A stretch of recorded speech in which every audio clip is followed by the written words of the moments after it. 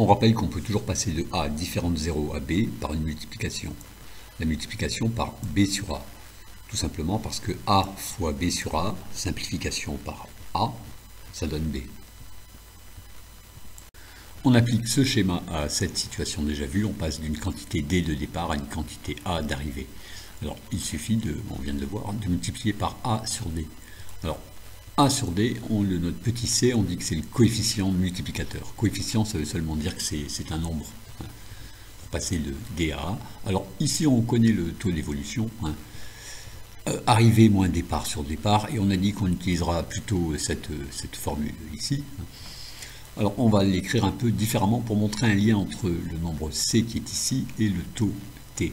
Alors T, on peut l'écrire aussi A sur D moins D sur D.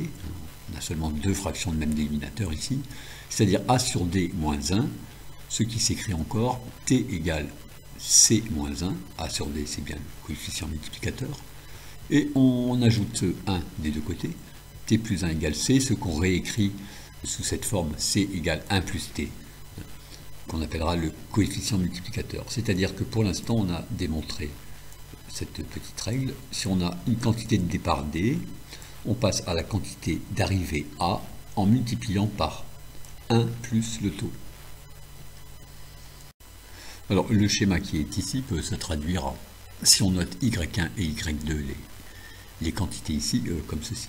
Y2 égale Y1 fois 1 plus T. Alors, cette multiplication par 1 plus T, si vous pensez que T, c'est, si vous l'écrivez en pourcentage, que c'est grand T %, ça vous fait peut-être penser à une autre règle qui est ici.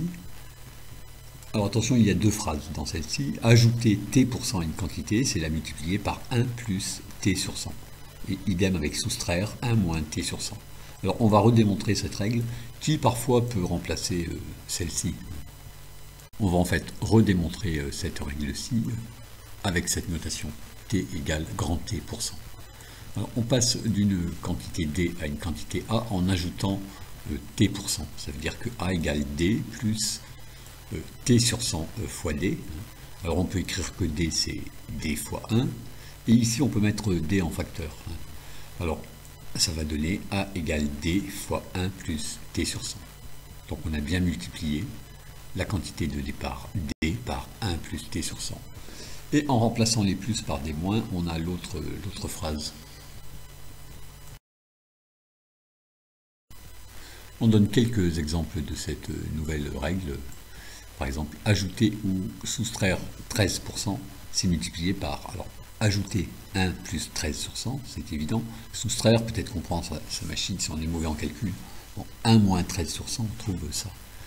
Alors, un exemple à connaître, ajouter 100%, c'est multiplié par 1 plus 100 sur 100, c'est-à-dire par 2. De la même façon, soustraire 50%, alors ça veut dire on multiplie par 1 moins 50 sur 100, c'est-à-dire par 1 moins 0,5, c'est-à-dire par 0,5. Et multiplier par 0,5, c'est diviser par 2.